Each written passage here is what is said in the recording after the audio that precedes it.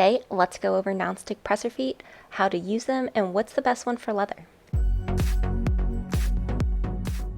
Welcome, I do sewing and DIY related content, and today we are going to be looking at different presser feet, specifically non-stick presser feet, so what you would use for leather or vinyl. So as you can see here, on the left I have my regular presser foot, and then on the right, the white one is a non-stick presser foot. You can get these at Joann Fabrics, you can get them online. I got this from Amazon, and what you see is it's actually not made of metal. It's made of like a plastic material that's supposed to allow it to slide easier over your fabric. So this can work really well for leather, faux leather, vinyl type materials. So if you have your regular presser foot, sometimes it can get stuck, especially if you are using thicker leather material or thicker vinyl. And I have seen some things where you can put tape on the bottom of your regular presser foot to try that out, but you can also get these non-stick presser feet.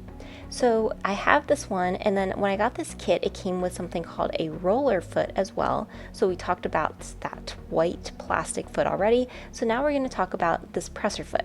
And what this one is it's called a roller foot, and as you can see, it has sets of wheels along it. So it has this one very large wheel at the front and then two in the back, and what that does is helps push your fabric along, so making it so that it's easier to move through. So our non-stick foot, very basic, has that one part where the machine will connect and has that one hole, where the roller foot has multiple wheels as well as the hole and then where the machine connects.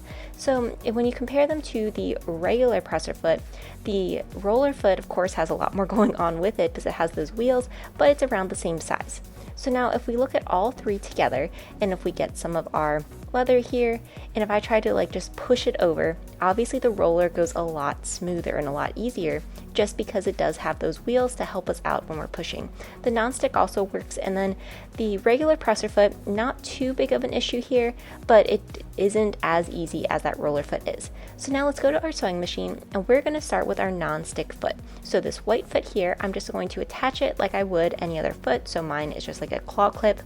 Once I have it attached, you want to make sure your needle is in the correct position. So currently my needle is a little too far over to the left if I was actually going to sew with this, so I'm going to put it, make sure it's at a center orientation.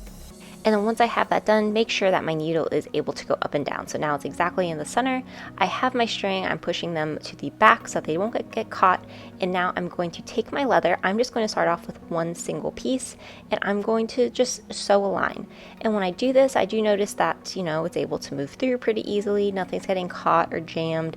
Everything works pretty well. As you can see, I did not backstitch, as normally with leather you wouldn't backstitch, you would just tie a knot. But once I have this done, I then pull my needle up. I'm going to bring the presser foot up, and we can see that we have a really nice straight stitch. There's no gapping, there's no issues with how the machine is working through it. So for this, it seems like it worked pretty well. The back's a little hard to see because I did use that gray, so I apologize for that. But overall, everything looks good with it.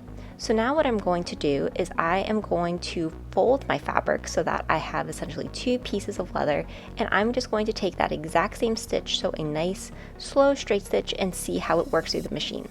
Now I have the sound turned off since I'm doing a voiceover, but it was louder since there was two pieces. It was more for my sewing machine to get through, but there was no issue with it getting caught. The non-stick foot did what it was supposed to and allowed the fabric to just push through while I was taking that seam.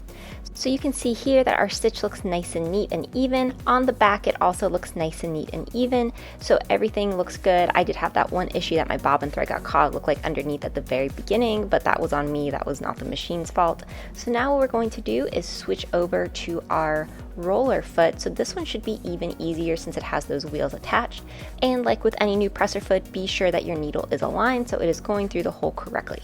So once I have that on, I'm going to put my presser foot down, and then I'm going to take that first stitch just using one layer of leather, and I will say that this was incredibly simple to push through. Just because it had those wheels, you could definitely feel that it was helping it move along. Nothing was getting caught or jammed, and it was a really easy stitch to do. I actually ended up really liking this presser foot. I think when I use more difficult fabrics that I will be using this more often in the future.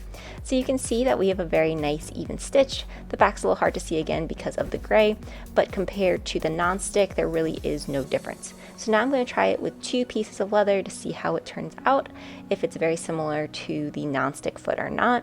This was much easier than using the non-stick foot for the 2 pieces, just because those wheels did help push it along. So I think, again, that if you had the option between the non-stick foot and the roller foot, I would definitely recommend the roller foot.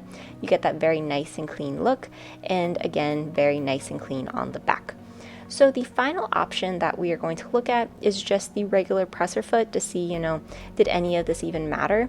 If to use one of these new feet that would be for like non-stick fabric. I will say that I am using thinner faux leather, so the thicker the leather you use, the more likely it would be to kind of get stuck. So I am expecting the regular presser foot to work as well. When I was doing this little comparison, I will say I didn't notice too much of a difference for the single piece of leather using the regular presser foot and that non-stick foot. The roller foot definitely was easier, like it just glided very, very nicely along, but when I was using this one, it didn't get caught or jammed or anything, and to be honest, it even looks the same. There's a couple spots, if you really, really look at it, where the stitches are not as exact as they were for the 2 non-stick feet, but if you weren't really looking that closely, you probably wouldn't even notice. So now I am going to try using 2 pieces of leather to see how this holds up. Am I able to get that nice clean effect that I did for the non-stick foot and the roller foot? Sewing through it, I definitely felt a difference using the regular presser foot versus the roller foot, just because the roller foot was so easy, especially using those 2 pieces of leather. So I think the thicker the leather you have, the easier the roller foot's going to be. But as you can see, again, it looks pretty similar to the other 2. So with that said, I definitely think the roller foot was the way to go if you are using thicker fabrics, if you're using fabrics that are just really hard to push through. I found the roller foot so easy. If you only have the non-stick foot, that is a great option as well. I hope you enjoyed this video where I compared to the roller foot, your non-stick foot, and tried to use, some pieces of leather to see what works, what doesn't work. If you enjoy these videos, let me know. If you want me to test out different presser feet, also let me know in the comments. Thanks so much for watching, and I'll see you next time.